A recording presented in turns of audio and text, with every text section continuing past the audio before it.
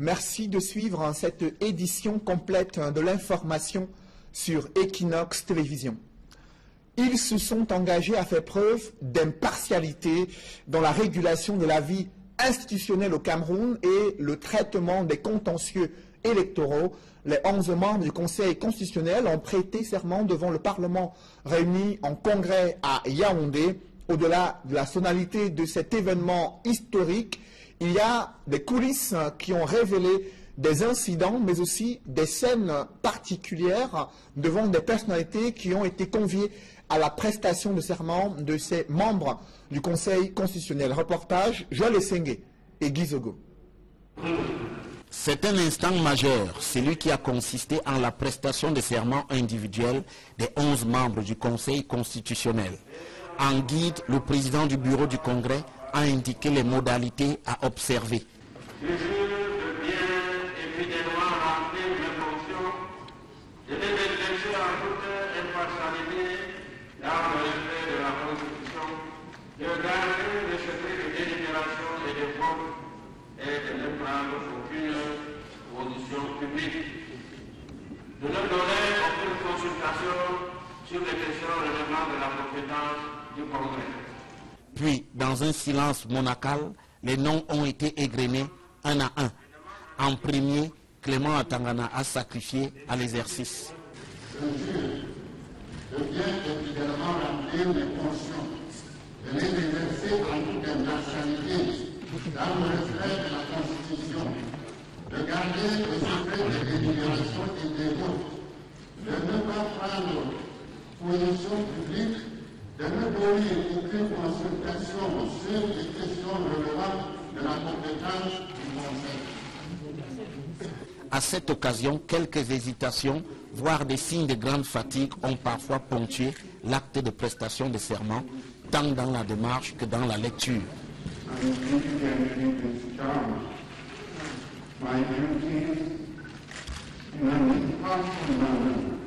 Ainsi, la salle a été parcourue de moi lorsqu'un honorable juge constitutionnel a manqué de se renverser après avoir marché sur sa toge.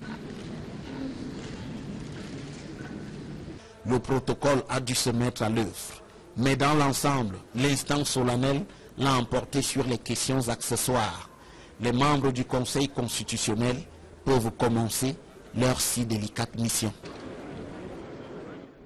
Malgré l'entrée en scène de ce Conseil constitutionnel, l'opposition continue de déplorer des obstructions dans la mise en place des institutions au Cameroun. Le RDPC, le parti au pouvoir, salue plutôt la consolidation de la démocratie à travers la mise en place de cet organe chargé de la régulation de la vie institutionnelle au Cameroun. L'opposition préfère juger les membres du Conseil constitutionnel lors des premiers contentieux électoraux prévus lors des prochaines élections à venir au Cameroun. Reportage, Joël Essengue et Guy Zogo. Nous y reviendrons. Parlons à présent de ces sénatoriales. Dans 4 jours, la campagne électorale doit en principe débuter. Les conseillers municipaux sont très amers à l'encontre des sénateurs. Durant les 5 premières années de fonctionnement du Sénat, ils ont été peu visibles auprès des collectivités territoriales décentralisées. Pourtant, ils représentent ces organes locaux devant la Chambre haute du Parlement. Des conseillers municipaux qui critiquent le bilan des 5 premières années de mise en place du Sénat et attendent ces sénateurs de pied ferme durant la prochaine campagne électorale qui s'ouvre dans 4 jours. Reportage, Éric Martin-Diomo et Warren Zede. À quelques jours de la 2e élection sénatoriale de l'histoire politique du Cameroun, de nombreux conseillers municipaux qui composent le collège électoral dressent un bilan négatif de la première mandature des sénateurs. La Chambre, le Sénat, devait être la Chambre qui devait travailler pour faire aboutir beaucoup plus le processus de décentralisation au Cameroun. On a attendu, vous savez, les communes souffrent de manque de moyens. Il n'y a pas eu des propositions de loi au Sénat pour améliorer pour améliorer les conditions des communes. Ils nous ont promis tant de choses et tout par rapport au changement du haut et nous les avons aussi déposé nos doléances auxquelles jusqu'à aujourd'hui nous n'avons pas toujours eu une solution à ça. Nous nous insurgeons contre leur attitude. Ils ont fait le tour une fois dans la région pour une espèce de compte rendu et nous leur avons fait ce reproche parce que, voyez-vous, un dossier comme celui du salaire des maires qui était sur la table des responsables gouvernementaux, nous on n'a pas entendu un seul sénateur lever le petit doigt pour dénoncer cet état des choses. Pendant 5 ans, les sénateurs n'ont rencontré ces conseillers municipaux qu'une ou deux fois pour rendre compte de leurs actions. Alors que la campagne pour les élections sénatoriales va s'ouvrir, il sera question pour les mandatés de la Chambre haute du Parlement de redescendre à requérir les votes des conseillers municipaux. Bien entendu, il faut aller vers les conseillers municipaux, mais toujours est-il que vous ne pouvez pas avoir la prétention de rencontrer chaque conseiller municipal individuellement. Généralement, l'organisation voudrait que l'on les regroupe par mairie. Les chapelles politiques vont s'organiser. Ceux qui ont chaque chapelle politique va essayer de donner à ses conseillers la ligne du parti. Selon les conseillers municipaux, chaque parti politique édictera des consignes de vote précises, mais un conseiller peut, selon ses sensibilités, mettre ses consignes de côté. Les cartes d'électeurs de ces conseillers municipaux sont déjà disponibles selon Elections Cameroun. Les listes définitives des candidatures sont attendues au plus tard le 10 mars de l'ECAM. La campagne passera alors à la vitesse supérieure.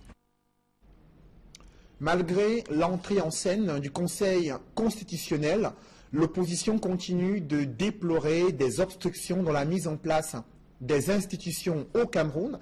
Pendant ce temps, le RDPC salue plutôt la consolidation de la démocratie à travers la mise en place de 7 organes chargés de réguler la vie institutionnelle au Cameroun et les contentieux électoraux à venir. Par contre, les partis de l'opposition comptent juger ces membres du Conseil constitutionnel lors des prochains contentieux électoraux. Joël Lessengue et Guy Zogo. 22 ans après, le Conseil constitutionnel est devenu une réalité au Cameroun. Les 11 membres nommés récemment au sein de cette instance ont prêté serment devant le Parlement réuni en congrès à Yaoundé pour la première fois. Maître des cérémonies en qualité de président du bureau du congrès, le président de l'Assemblée nationale a rappelé la portée de cet événement. L'événement effectif de cette nouvelle institution constitue à la fois une avancée considérable pour la consolidation de la démocratie de notre pays.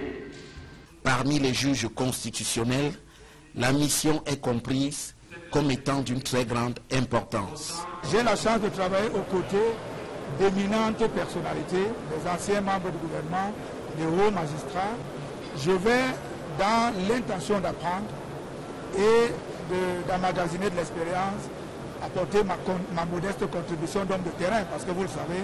Dans les rangs du pouvoir, avec le Conseil constitutionnel, c'est la consolidation de la démocratie qui est en marche.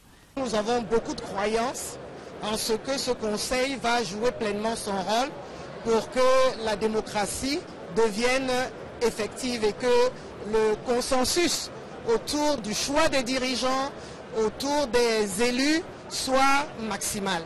Avec la prestation de serment des membres du Conseil constitutionnel, évidemment c'est la constitutionnalité de notre système juridique et étatique qui se confirme et qui se parachève. Un argument que l'opposition n'agrée pas, elle qui relève qu'il ne suffit pas de clamer l'impartialité des juges constitutionnels, mais qu'il faudra le prouver. Qu'ils soient honnêtes et qu'ils servent le peuple camerounais, pas un individu. Le peuple camerounais attend un bon résultat et je crois qu'on va les tester lors des élections, n'est-ce pas, sénatoriales qui est en vue. L'opposition ajoute que la mise en place du Conseil constitutionnel, maintenant seulement, apporte la preuve de l'obstruction du pouvoir. Le temps mis pour la désignation des membres du Conseil constitutionnel est tout simplement déplorable.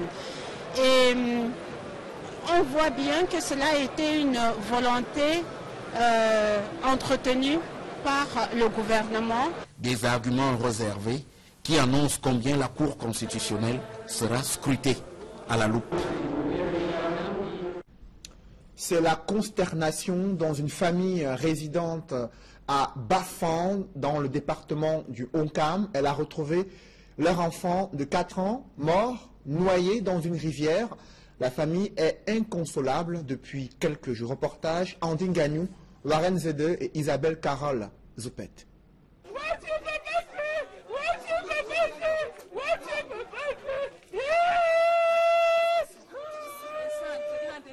La famille du petit Cristiano, âgé de 4 ans, est inconsolable depuis l'annonce de la mort de ce dernier par noyade. C'était comme si c'était les rêves. On a commencé à chercher l'enfant.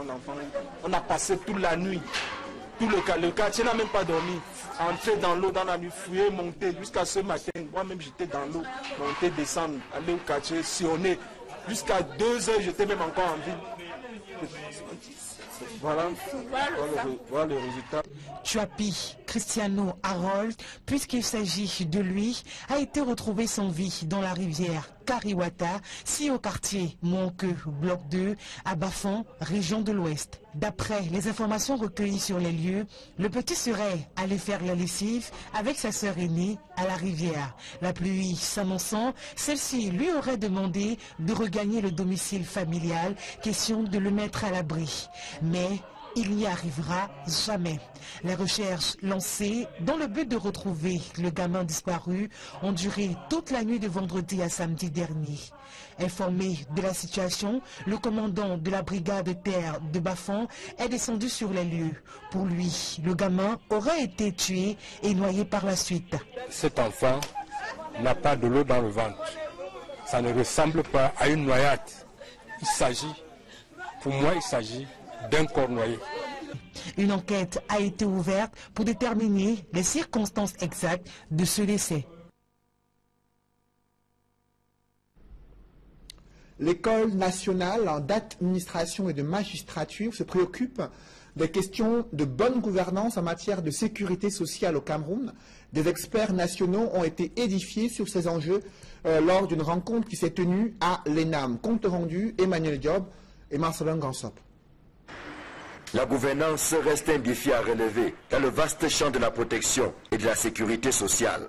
Surtout par ces temps où le Cameroun ambitionne d'étendre cette sécurité sociale avec l'entrée en scène de la couverture santé universelle. La bonne gouvernance, ce n'est pas une fin en soi, c'est un moyen d'améliorer la performance des organismes de sécurité sociale dans le cadre notamment d'une extension de couverture. On pense bien sûr à une extension de couverture concernant les pensions, les personnes âgées, mais aussi extension de couverture concernant l'assurance maladie. Donc les lignes directrices fixent un certain nombre de grands principes. Ce sont des normes professionnelles que les organismes de sécurité sociale doivent respecter pour améliorer la qualité du service, améliorer la qualité du placement des fonds et améliorer le fonctionnement globalement du système de protection sociale.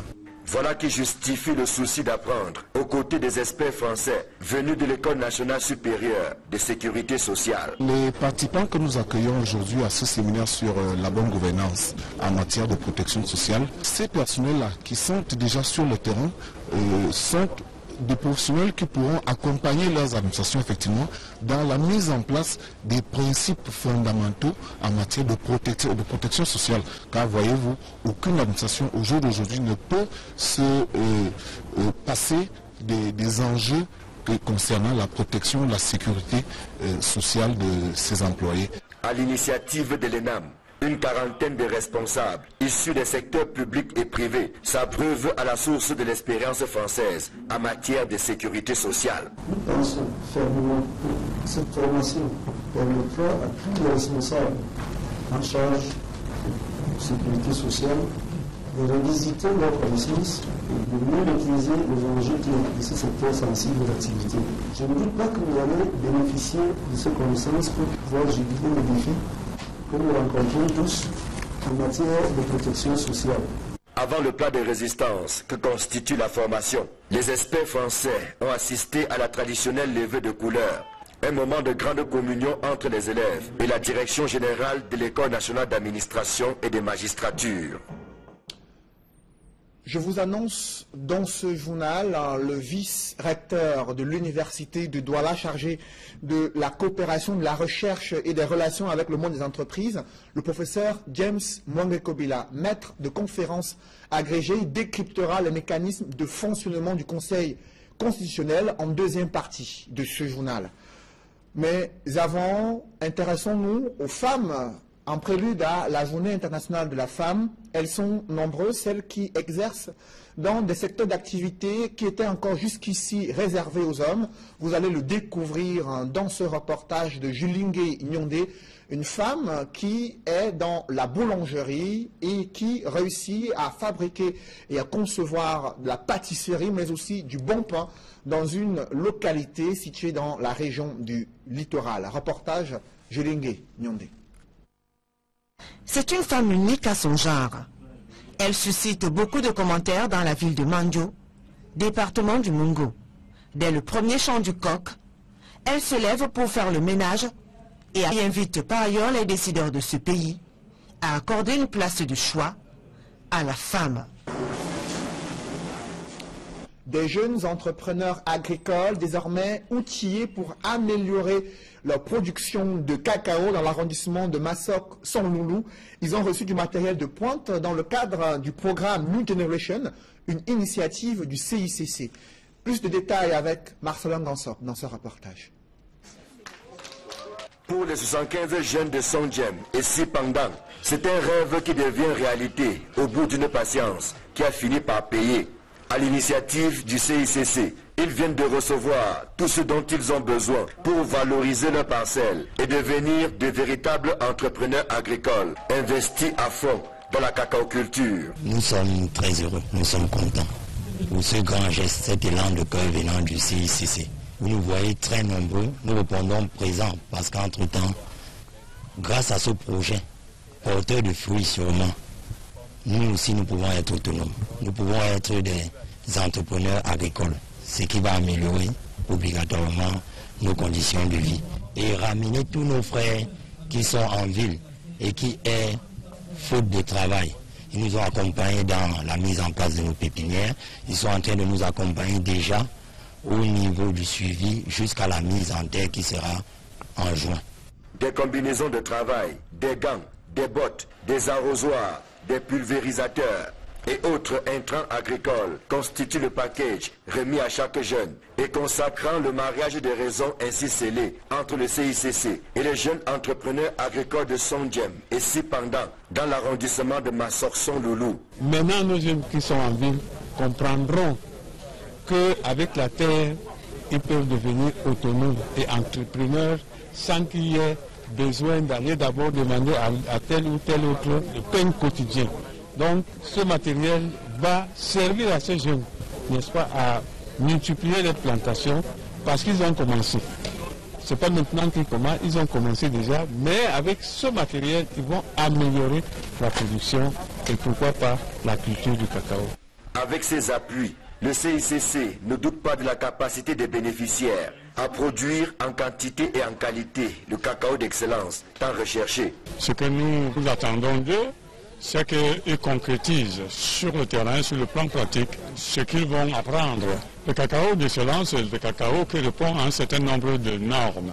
Normes relatives à la fermentation, relatives au séchage et voire même à la cueillette. C'est ça le cacao gourmet ou d'excellence qui doit être vendu à des prix plus intéressants que le cacao ordinaire.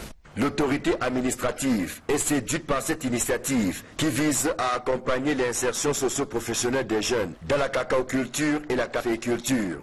Elle prend surtout l'engagement à ne ménager aucun effort afin de tordre le cou au corsage, véritable fléau dans la localité. Notre rôle est d'abord d'appeler les jeunes à la responsabilité afin de mieux les accompagner. Et en tant qu'autorité administrative, nous avons le devoir de veiller à ce que ces jeunes puissent vendre leur cacao à un bon prix, au prix acceptable. Et nous allons faire tout le nécessaire pour mettre hors d'état de nuit ces vendeurs diligents. Lancé en 2012, le programme New Generation du Conseil interprofessionnel du cacao et du café a déjà encadré environ 1200 jeunes et créé plus de 2000 hectares de cacaoyères.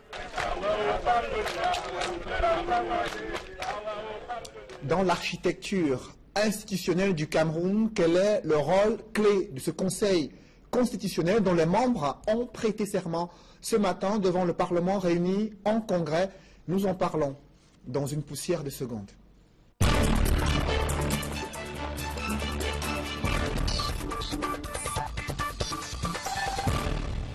Je reçois sur ce plateau le professeur James Mwangekobila. Bonsoir. Bonsoir, c'est Kiknofele. Vous êtes maître de conférence agrégé à la faculté des sciences juridiques et politiques à l'université de Douala, vice-recteur de cette université chargé de la recherche, de la coopération et des relations avec le monde des entreprises, également vice-président de la Commission nationale des droits de l'homme et des libertés du Cameroun. Vous avez suivi cette prestation de serment des 11 membres du Conseil constitutionnel. Quelle est d'abord votre analyse sur la symbolique de cette prestation de serment? La prestation de serment des membres du Conseil constitutionnel est très hautement symbolique. D'abord parce que l'on a remarqué le cadre dans lequel cet événement prend place. Il prend place dans le Congrès, c'est-à-dire pendant la réunion des deux chambres du Parlement, pendant la réunion de l'Assemblée nationale et du Sénat, qui est un événement inédit au Cameroun jusqu'à ce jour. Et d'ailleurs, et dans son principe, le Congrès, la réunion du Congrès signe des événements exceptionnels. Donc la symbolique est très forte. Maintenant, pour certains, certains peuvent penser qu'il s'agit d'un élément de protocole inutile ou d'un rite un peu fastidieux avant la prise de fonction, ou même encore une mise en scène fastueuse qui viserait à faire plaisir aux membres du Conseil constitutionnel ou aux personnes qui sont appelées à prêter serment. Mais il n'en est rien. Il n'en est rien parce que la prestation de serment entraîne au moins deux conséquences majeures. Lesquelles? D'abord, il y a une rupture dans l'espace-temps entre le moment où l'on prête serment, entre le passé et le présent du jureur. Parce que la prestation de serment crée une césure entre le passé d'une personnalité qui a pu être un passé partisan, qui a pu être un passé de personne, d'une personnalité qui est vouée à la quête d'intérêts privés, pour en faire un magistrat public. Donc il y a une rupture, et cette rupture est actée dans les faits, s'agissant des membres du Conseil constitutionnel, par un second élément de symbolique très fort, parce qu'on les a vus habillés en toge, avec les épitoges et ce qui convient sur leur tête.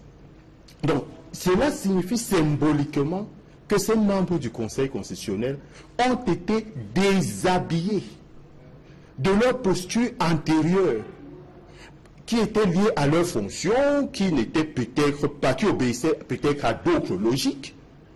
Ils ont été déshabillés de leur militantisme, parce que nous savons bien que certains d'entre eux ont été d'éminents membres et ont exercé d'éminentes fonctions dans des partis politiques, également de la gouvernement, des universitaires, voilà. Et au sein du gouvernement. Et effectivement, là, il y a eu un déshabillage symbolique et un rhabillage en tant que magistrat public. Et en cela, cette prestation de serment traduit une transformation de leur personnalité.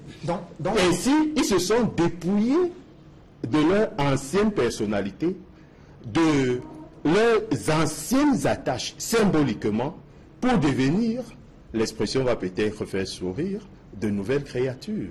Justement, dans cette architecture institutionnelle, quel rôle doivent jouer ces membres du Conseil constitutionnel?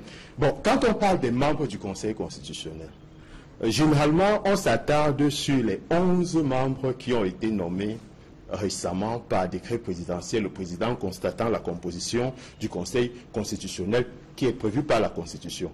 Mais on omet souvent de mentionner que les anciens présidents sont aussi d'office membres du Conseil constitutionnel et à vie.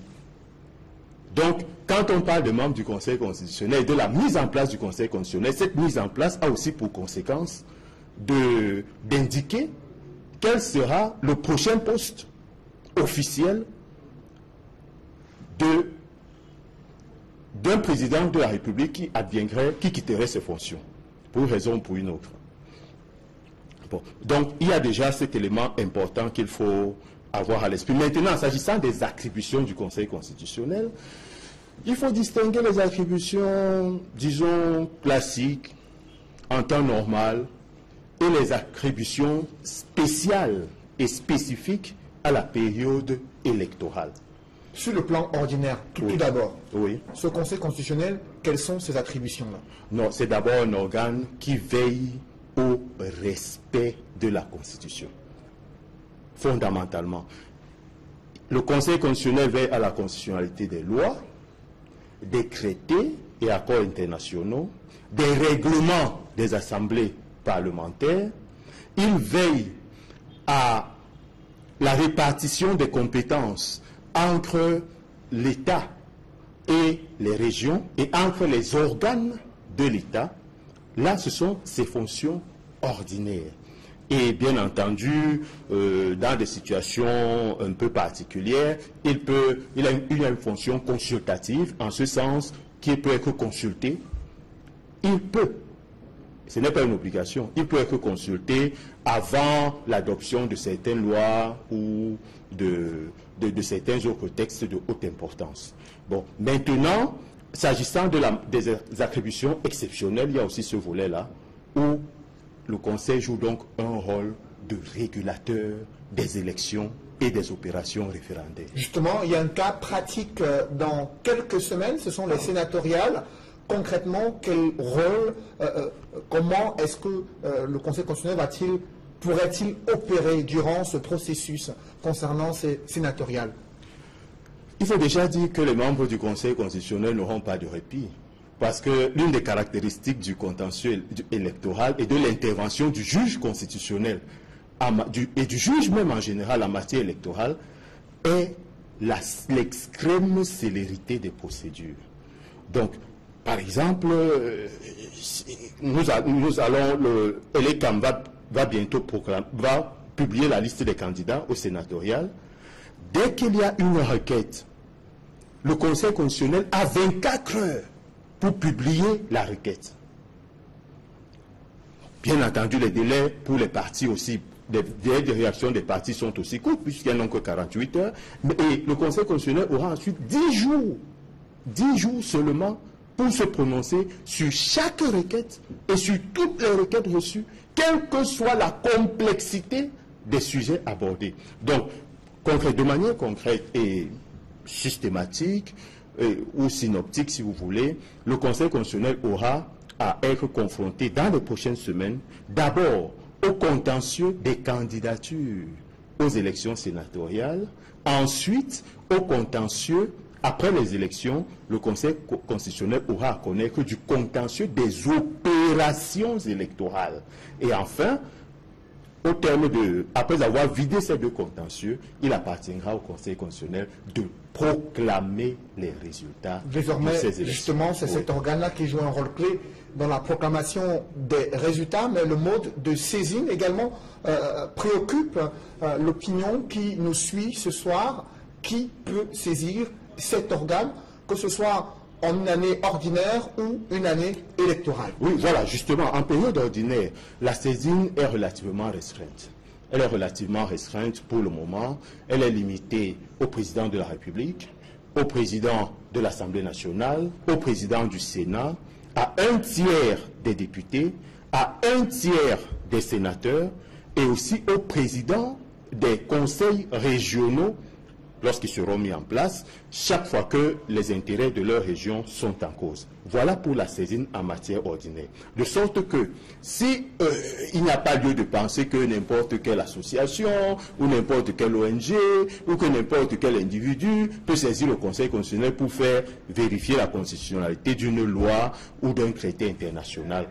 Donc, mais par contre, en matière électorale, la saisine est plus ouverte, parce que, comme le prévoit très bien le code électoral publié en 2012, le code électoral prévoit que la saisine du Conseil constitutionnel en matière électorale est ouverte à tout candidat, tout parti politique qui a participé aux élections et à tout agent du gouvernement désigné pour l'élection en cause. Donc là, on a une saisine plus large par rapport au contentieux électoral afin de donner plus de chances, d'améliorer les chances d'aboutir à la sincérité du scrutin. Alors justement, le Conseil constitutionnel qui a prêté serment devant le Parlement réuni en congrès, mais durant toute la cérémonie, on n'a pas fait mention du siège de cet organe. Vous savez, c'est un débat qui a cours depuis que cet organe a été créé et que ses membres ont été nommés. Ce sera également pour vous une question importante pour pouvoir travailler dans des conditions optimales? Non, c'est secondaire, parce que je dirais que c'est une question secondaire, parce que cela fait partie des accessoires inévitables. Le Conseil constitutionnel sera logé à bonne enseigne en attendant qu'un siège définitif lui soit alloué. Il n'y a pas de raison de douter que les membres du Conseil constitutionnel ne trouveront pas de salle où se réunir, ou que les 11 membres ne pourront pas trouver de bureau sur toute l'étendue de la capitale camerounaise, alors qu'il y a des immeubles qui appartiennent à l'État où des espaces sont encore vides. Alors, professeur James Mongué-Kobila, juste avant la mise en place de ce Conseil constitutionnel, il y a eu un réaménagement du gouvernement qui est intervenu le 2 mars 2018. Selon vous, à quelle logique obéit les ressortissants de ces régions ont trouvé des réponses satisfaisantes. Les représentants de ces régions... En quoi est-ce que ce réaménagement du gouvernement apporte des réponses aux problèmes qui sont posés dans ces régions du nord-ouest et du sud-ouest? Vous vous rappelez, Cédric, que nos compatriotes du nord-ouest et du sud-ouest avaient constaté ou réclamé que l'on confie des ministères, ou au moins un ministère de souveraineté à un ressortissant de l'une des régions. Et vous avez constaté que le ministère de souveraineté par excellence, lequel? Le ministère de l'administration territoriale, qui a sous sa coupe les gouverneurs des 11 régions, des 10 régions du Cameroun, qui sont des personnages extrêmement puissants. Donc toute la préfectorale, toute l'administration est maintenant confiée à un ministère dirigé par un anglophone. C'est absolument remarquable. On avait aussi noté que parmi les revendications, nos compatriotes des régions du nord-ouest et du sud-ouest déploraient le fait que sur 4 ministères voués à la formation, le ministère chargé de la formation professionnelle, de l'emploi de la formation professionnelle, le ministère chargé de l'enseignement de base, le ministère chargé des enseignements secondaires, le ministère chargé de l'enseignement supérieur, il n'y avait aucun anglophone. Or, là maintenant, on constate que le mammouth des ministères chargés de la formation, le MINESEC, le ministère des enseignements secondaires, a été confié à une anglophone. Est-ce que la promotion de ces deux personnalités au sein du gouvernement peut résoudre cette crise anglophone? Ce ne sont pas seulement ces deux personnalités qui ont été promues, il y en a d'autres. On a remarqué que le secrétaire général adjoint de la présidence a été nommé, et on a remarqué d'ailleurs qu'au-delà du gouvernement en tant que tel, le secrétaire général du Conseil constitutionnel dont nous venons de parler est une personnalité issue de ces régions-là. Donc on voit que le président de la République multiplie des éléments, des ingrédients pour satisfaire ces revendications. Et naturellement, cela aura un effet, cela aura un impact, parce que on dit il n'y a pas d'intérêt, pas d'action. Si vous n'avez plus intérêt à lutter parce que vous avez obtenu tout ce que vous demandez, on voit mal pourquoi et comment vous irez vous engager dans des luttes. Mais la presse camerounaise estime que ces personnalités qui ont été nommées au sein du gouvernement, certaines d'entre elles, qui sont des forces vives de ces régions anglophones, ont eu un parcours assez controversé, qui ont été envoyés en délégation pour discuter avec les populations au plus fort de la crise, et ils n'ont pas réussi à calmer, à apaiser les tensions, et l'opposition estime que c'est une provocation que vient de faire le chef de l'État. Est-ce que vous partagez ce point de vue? Ben écoutez, l'opposition est responsable de ses propos. Bon, maintenant, vous savez que l'opposition, sa vocation est d'essayer de trouver les points noirs, parfois même là où il n'y en a pas. Mais s'agissant de ces personnalités, les revendications des anglophones, si on peut se permettre cette expression, concernaient la désignation de l'un des leurs. Ils n'ont jamais dit qu'ils souhaitent que ce soit un militant du SDF.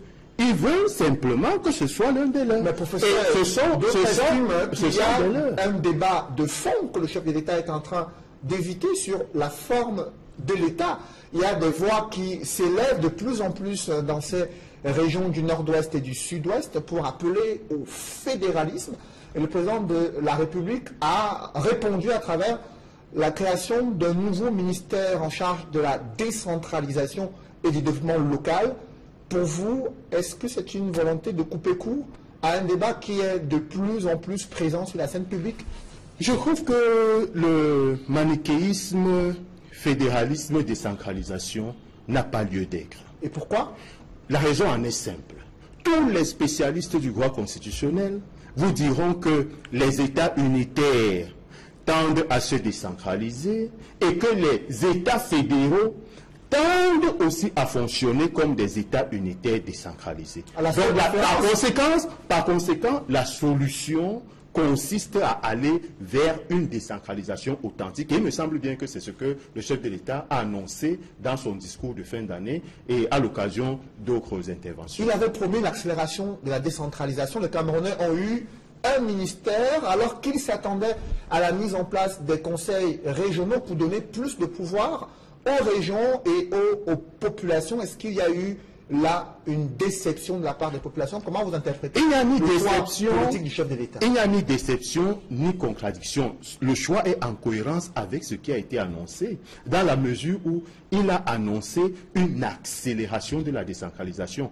Et il a concrétisé déjà cette décentralisation au niveau même de l'organisation du ministère de l'administration territoriale, en isolant un ministère qui est spécialisé et qui est désormais dédié à la décentralisation. C'est à ce ministre-là et à ce ministère-là qu'incombe donc le travail matériel d'accélération de la décentralisation, à travers la mise en place des régions notamment, et le renforcement et l'accélération des transferts de compétences entre l'État, de l'État vers les collectivités.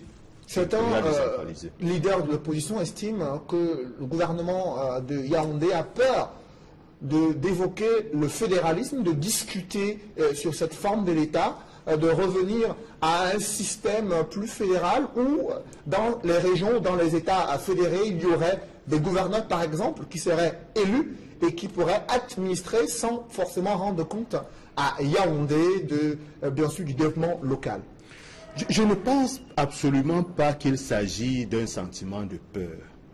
Mais il me semble qu'il s'agit davantage du souci d'aller de l'avant vers le renforcement de l'unité et de l'intégration nationale. Rappelez-vous, lorsque l'on est passé du fédéralisme, de l'État fédéral à l'État unitaire, avec 2 étoiles sur le drapeau,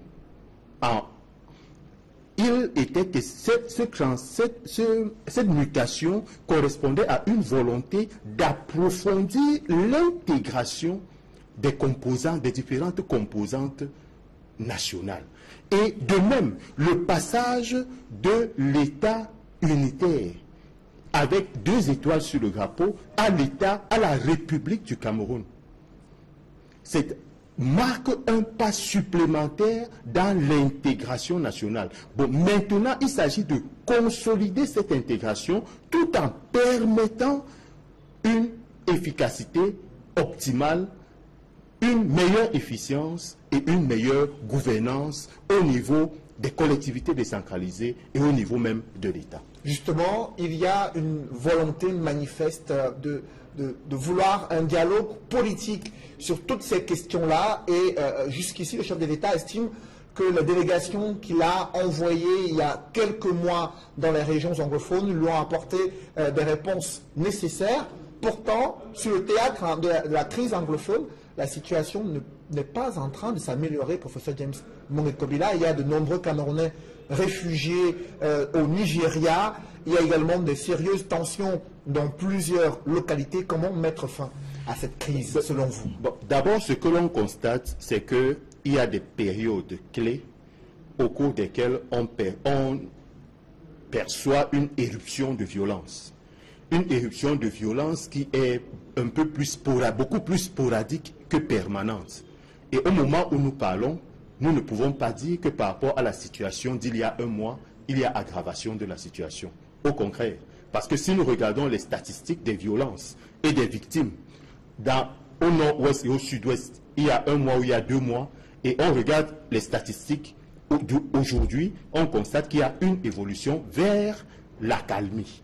Et je ne doute pas que cette accalmie va s'accentuer. Il y a des rapports avec les ONG internationales qui contredisent votre optimisme sur la situation dans ces régions anglophones. Ces rapports rendent compte des événements qui se sont déroulés en septembre ou en octobre. Ils ne rendent pas compte des événements qui se sont déroulés au mois de février ou au mois de mars où nous sommes. Ils sont décalés, ils ne sont donc pas pertinents pour évaluer la situation dans ces régions aujourd'hui. Merci, professeur James Mongué-Kobila. Je rappelle que vous êtes maître de conférences agrégé à la faculté des sciences juridiques et politiques à l'université de Douala, vice-recteur également dans cette université et vice-président de la Commission nationale des droits de l'homme et des libertés du Cameroun. Mesdames, messieurs, c'est la fin de ce journal. Merci de l'avoir suivi. Juste après cette édition du 20h, l'émission Parole de femmes, présentée par Julie Nguenyonde. Bonne soirée sur Equinox Télévision.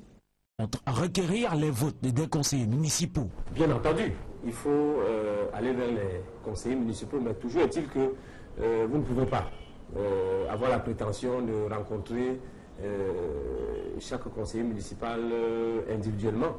Généralement, l'organisation voudrait que l'on les regroupe par mairie. Les chapelles politiques vont s'organiser. Ceux qui ont chaque chapelle politique va essayer de donner à ses conseillers la ligne du parti. Selon les conseillers municipaux, chaque parti politique édictera des consignes de vote précises, mais un conseiller peut, selon ses sensibilités, mettre ses consignes de côté. Les cartes d'électeurs de ces conseillers municipaux sont déjà disponibles selon Elections Cameroun. Les listes définitives des candidatures sont attendues au plus tard le 10 mars de l'ECAM. La campagne passera alors à la vitesse supérieure. Malgré l'entrée en scène du Conseil constitutionnel, l'opposition continue de déplorer des obstructions dans la mise en place des institutions au Cameroun. Pendant ce temps, le RDPC salue plutôt la consolidation de la démocratie à travers la mise en place de 7 organes chargés de réguler la vie institutionnelle au Cameroun et les contentieux électoraux à venir. Par contre, les partis de l'opposition comptent juger ces membres du Conseil constitutionnel lors des prochains contentieux électoraux. Joël Sengue et Guy Zogo. 22 ans après, le Conseil constitutionnel est devenu une réalité au Cameroun. Les 11 membres nommés récemment au sein de cette instance ont prêté serment devant le Parlement réuni en congrès à Yaoundé pour la première fois. Maître des cérémonies en qualité de président du bureau du Congrès, le président de l'Assemblée nationale a rappelé la portée de cet événement. L'événement effectif de cette nouvelle institution constitue à n'en point douter une avancée considérable pour la consolidation de la démocratie de notre pays. Parmi les juges constitutionnels, la mission est comprise comme étant d'une très grande importance. J'ai la chance de travailler aux côtés d'éminentes personnalités, des anciens membres du gouvernement, des hauts magistrats. Je vais dans l'intention d'apprendre et d'emmagasiner de l'expérience, apporter ma modeste contribution d'homme de terrain, parce que vous le savez. Dans les rangs du pouvoir, avec le Conseil constitutionnel, c'est la consolidation de la démocratie qui est en marche. Nous avons beaucoup de croyances en ce que ce Conseil va jouer pleinement son rôle pour que la démocratie devienne effective et que le consensus autour du choix des dirigeants, autour des élus, soit maximal. Avec la prestation de serment des membres du Conseil constitutionnel, évidemment, c'est la constitutionnalité de notre système juridique et étatique qui se confirme et qui se parachève. Un argument que l'opposition n'agrée pas, elle qui relève qu'il ne suffit pas de clamer l'impartialité des juges constitutionnels, mais qu'il faudra le prouver. Qu'ils soient honnêtes et qu'ils servent le peuple camerounais, pas un individu. Le peuple camerounais attend un bon résultat et je crois qu'on va les tester lors des élections, n'est-ce pas, sénatoriales qui est en vue. L'opposition ajoute que la mise en place du Conseil constitutionnel, maintenant seulement, apporte la preuve de l'obstruction du pouvoir. Le temps mis pour la désignation des membres du Conseil constitutionnel est tout simplement déplorable. Et on voit bien que cela a été une volonté entretenue par le gouvernement. Des arguments réservés qui annoncent combien la Cour constitutionnelle sera scrutée à la loupe. C'est la consternation dans une famille résidente à Bafan, dans le département du Onkam. Elle a retrouvé leur enfant de 4 ans, mort, noyé dans une rivière. La famille est inconsolable depuis quelques jours. Reportage Andine Gagnou, Warren Zede et Isabelle Carole Zoupet.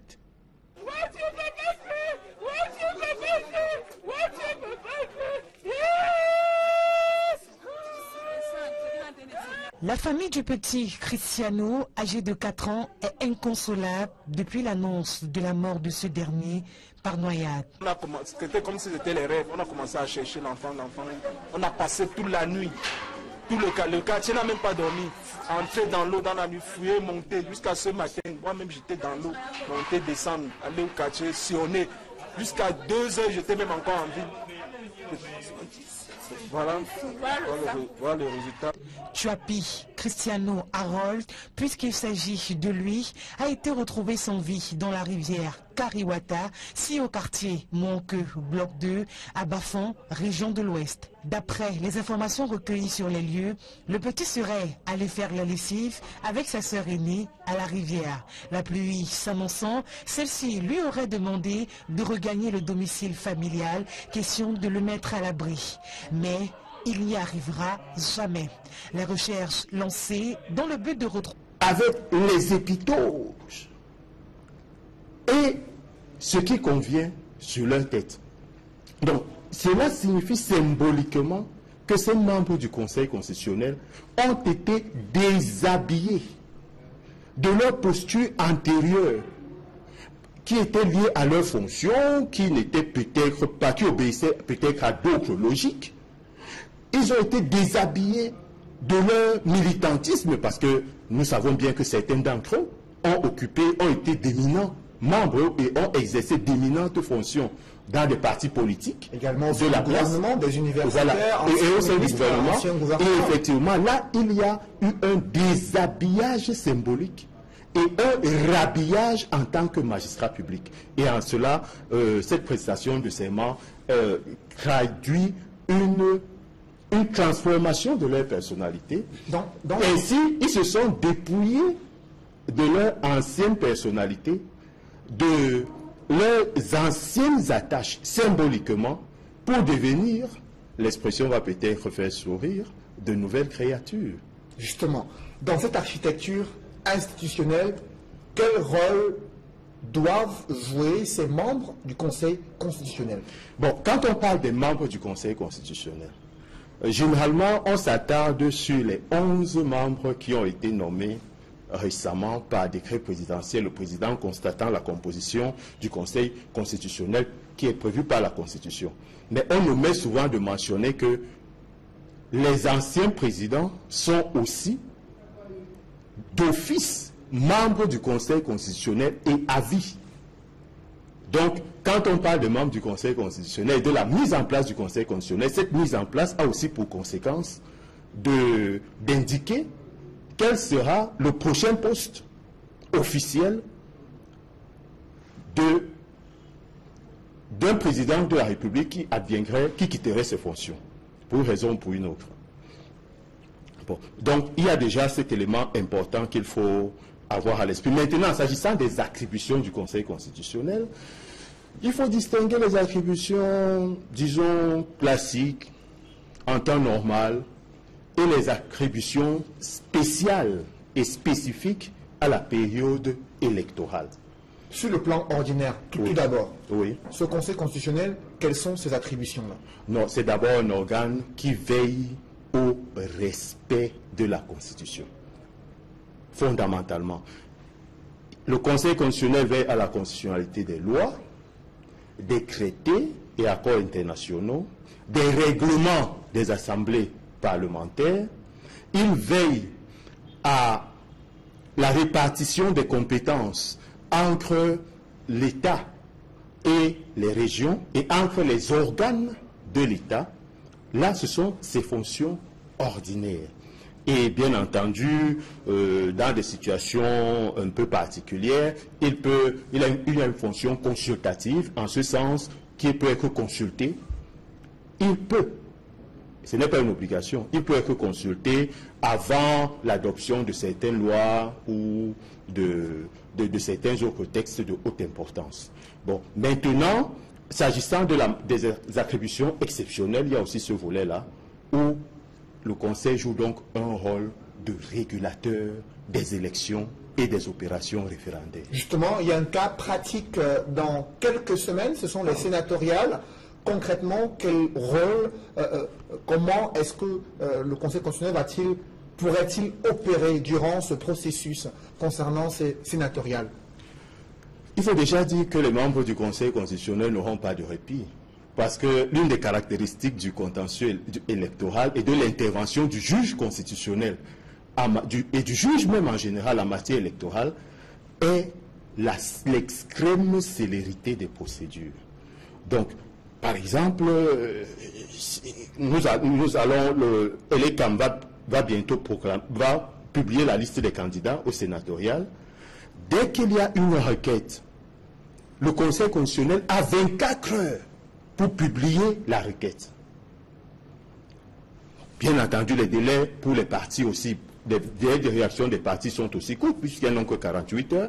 Et le Conseil constitutionnel aura ensuite 10 jours seulement pour se prononcer sur chaque requête et sur toutes les requêtes reçues, quelle que soit la complexité des sujets abordés. Donc, de manière concrète et systématique, ou synoptique si vous voulez, le Conseil constitutionnel aura à être confronté dans les prochaines semaines, d'abord au contentieux des candidatures aux élections sénatoriales, ensuite au contentieux, après les élections, le Conseil constitutionnel aura à connaître du contentieux des opérations électorales.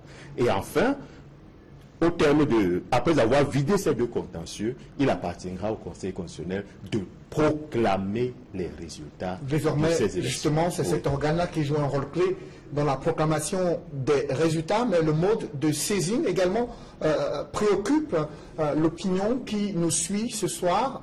Qui peut saisir cet organe, que ce soit en une année ordinaire ou une année électorale? Oui, voilà, justement, en période ordinaire, la saisine est... La mise en place de nos pépinières, ils sont en train de nous accompagner déjà au niveau du suivi jusqu'à la mise en terre qui sera en juin.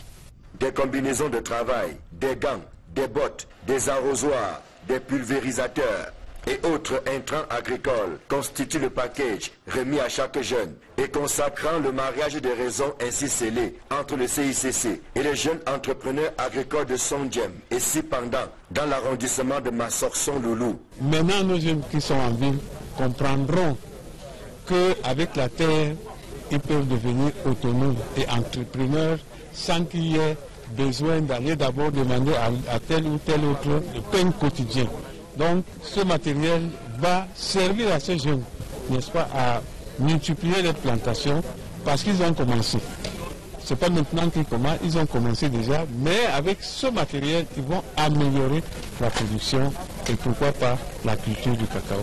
Avec ces appuis, le CICC ne doute pas de la capacité des bénéficiaires à produire en quantité et en qualité le cacao d'excellence tant recherché. Ce que nous attendons d'eux, c'est qu'ils concrétisent sur le terrain, sur le plan pratique, ce qu'ils vont apprendre. Le cacao d'excellence, c'est le cacao qui répond à un certain nombre de normes. Normes relatives à la fermentation, relatives au séchage et voire même à la cueillette. C'est ça le cacao gourmet ou d'excellence qui doit être vendu à des prix plus intéressants que le cacao ordinaire. L'autorité administrative est séduite par cette initiative qui vise à accompagner l'insertion socio-professionnelle des jeunes dans la cacaoculture et la caféiculture. Elle prend surtout l'engagement à ne ménager aucun effort afin de tordre le cou au corsage, véritable fléau dans la localité. Notre rôle est d'abord d'appeler les jeunes à la responsabilité afin de mieux les accompagner. Et en tant qu'autorité administrative, nous avons le devoir de veiller à ce que ces jeunes puissent vendre leur cacao à un bon prix, au prix acceptable. Et nous allons faire tout le nécessaire pour mettre hors d'état de nuit ces vendeurs diligents. Lancé en 2012, le programme New Generation du Conseil interprofessionnel du cacao et du café a déjà encadré environ 1200 jeunes et créé plus de 2000 hectares de cacaoyères. Dans l'architecture institutionnelle du Cameroun, quel est le rôle clé de ce Conseil constitutionnel dont les membres ont prêté serment ce matin devant le Parlement réuni en congrès? Nous en parlons dans une poussière de secondes.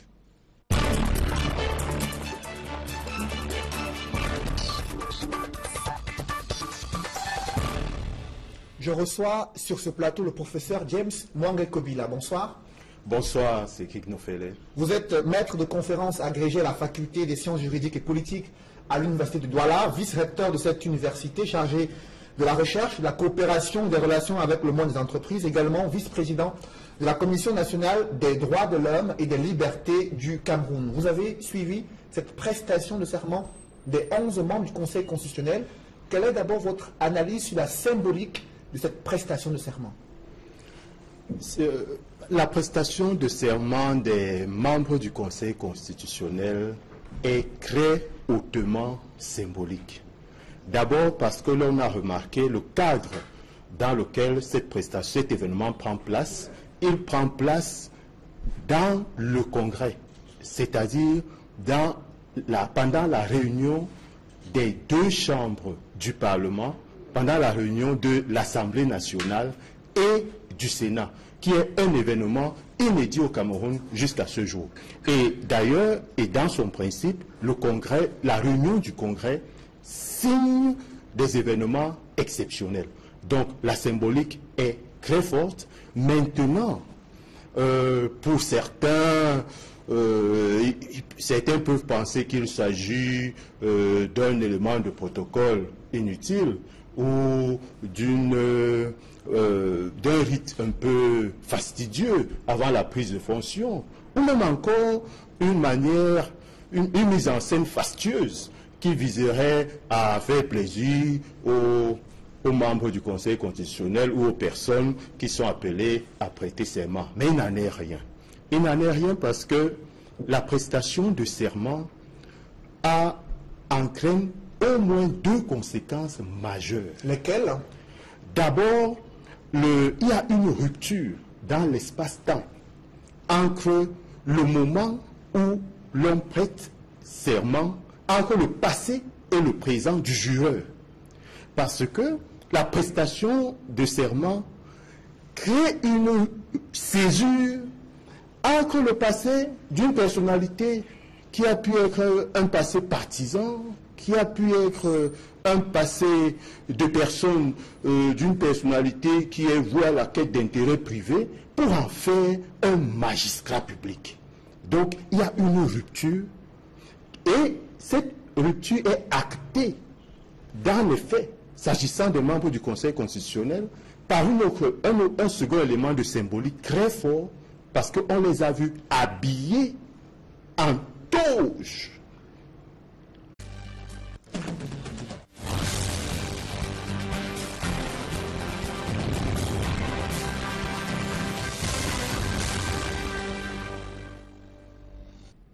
Merci de suivre cette édition complète de l'information sur Equinox Télévision. Ils se sont engagés à faire preuve d'impartialité dans la régulation de la vie institutionnelle au Cameroun et le traitement des contentieux électoraux. Les 11 membres du Conseil constitutionnel ont prêté serment devant le Parlement réuni en congrès à Yaoundé. Au-delà de la sonalité de cet événement historique, il y a des coulisses qui ont révélé des incidents, mais aussi des scènes particulières devant des personnalités qui ont été conviées à la prestation de serment de ces membres du Conseil constitutionnel. Reportage, Joël Essengue et Guy Zogo. C'est un instant majeur, celui qui a consisté en la prestation de serment individuel des 11 membres du Conseil constitutionnel. En guide, le président du bureau du Congrès a indiqué les modalités à observer. Je jure de bien et fidèlement remplir mes fonctions, de m'exercer en toute impartialité dans le respect de la Constitution, de garder le secret de délibération et de vote et de ne prendre aucune audition publique, de ne donner aucune consultation sur les questions relevant de la compétence du Congrès. Puis, dans un silence monacal, les noms ont été égrenés un à un. En premier, Clément Atangana a sacrifié à l'exercice. Je jure de bien et fidèlement remplir mes fonctions, de les exercer en toute impartialité, dans le respect de la Constitution, de garder le secret des délibérations et des votes, de ne pas prendre position publique, de ne donner aucune consultation sur les questions relevant de la compétence du Conseil. À cette occasion, quelques hésitations, voire des signes de grande fatigue ont parfois ponctué l'acte de prestation de serment, tant dans la démarche que dans la lecture.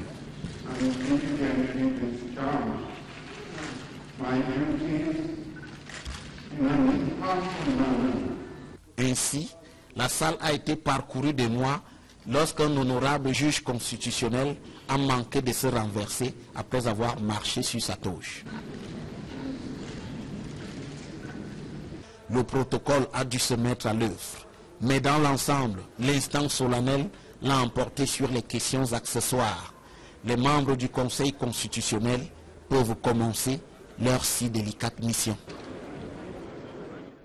Malgré l'entrée en scène de ce Conseil constitutionnel, l'opposition continue de déplorer des obstructions dans la mise en place des institutions au Cameroun. Le RDPC, le parti au pouvoir, salue plutôt la consolidation de la démocratie à travers la mise en place de cet organe chargé de la régulation de la vie institutionnelle au Cameroun. L'opposition préfère juger les membres du Conseil constitutionnel lors des premiers contentieux électoraux prévus lors des prochaines élections à venir au Cameroun. Reportage, Joël Essengue et Guy Zogo. Nous y reviendrons. Parlons à présent de ces sénatoriales. Dans 4 jours, la campagne électorale doit en principe débuter. Les conseillers municipaux sont très amers à l'encontre des sénateurs. Durant les 5 premières années de fonctionnement du Sénat, ils ont été peu visibles auprès des collectivités territoriales décentralisées. Pourtant, Il représente ces organes locaux devant la Chambre haute du Parlement, des conseillers municipaux qui critiquent le bilan des 5 premières années de mise en place du Sénat et attendent ces sénateurs de pied ferme durant la prochaine campagne électorale qui s'ouvre dans 4 jours. Reportage, Eric Martin-Diomo et Warren Zede.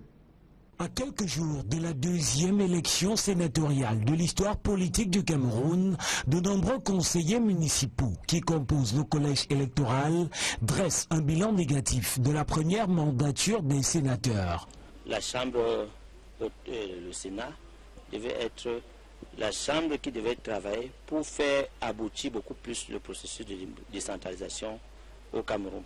On a attendu, vous savez, les communes souffrent de manque de moyens. Il n'y a pas eu des propositions de loi au Sénat pour améliorer les conditions des communes. Nous nous ont promis tant de choses et tout par rapport au changement du haut et nous les avons aussi déposé nos doléances auxquelles jusqu'à aujourd'hui nous n'avons pas toujours eu une solution à ça. Nous nous insurgeons contre leur attitude. Ils ont fait le tour une fois dans la région pour une espèce de compte rendu et nous leur avons fait ce reproche parce que, voyez-vous, un dossier comme celui du salaire des maires qui était sur la table des responsables gouvernementaux, nous on n'a pas entendu un seul sénateur lever le petit doigt pour dénoncer cet état des choses. Pendant 5 ans, les sénateurs n'ont rencontré ces conseillers municipaux qu'une ou 2 fois pour rendre compte de leurs actions. Alors que la campagne pour les élections sénatoriales va s'ouvrir, il sera question pour les mandatés de la Chambre haute du Parlement de redescendre. Le gamin disparu ont duré toute la nuit de vendredi à samedi dernier. Informé de la situation, le commandant de la brigade terre de Bafan est descendu sur les lieux. Pour lui, le gamin aurait été tué et noyé par la suite. Cet enfant n'a pas de l'eau dans le ventre. Ça ne ressemble pas à une noyade. Pour moi, il s'agit d'un corps noyé. Une enquête a été ouverte pour déterminer les circonstances exactes de ce décès. L'école nationale d'administration et de magistrature se préoccupe des questions de bonne gouvernance en matière de sécurité sociale au Cameroun. Des experts nationaux ont été édifiés sur ces enjeux lors d'une rencontre qui s'est tenue à l'ENAM. Compte rendu, Emmanuel Diop et Marcelin Gansop.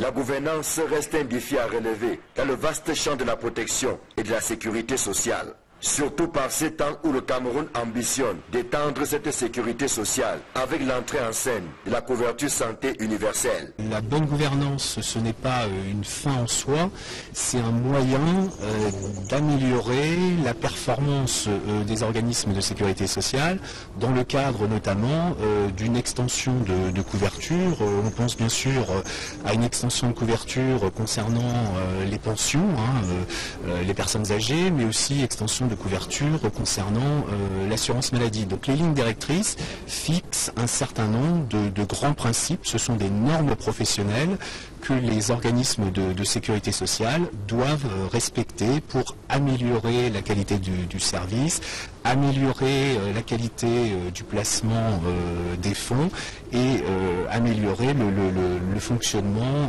globalement du système de protection sociale. Voilà qui justifie le souci d'apprendre, aux côtés des experts français venus de l'École nationale supérieure de sécurité sociale. Les participants que nous accueillons aujourd'hui à ce séminaire sur la bonne gouvernance en matière de protection sociale, ces personnels-là qui sont déjà sur le terrain sont des professionnels qui pourront accompagner leurs administrations effectivement dans la mise en place des principes fondamentaux en matière de protection sociale.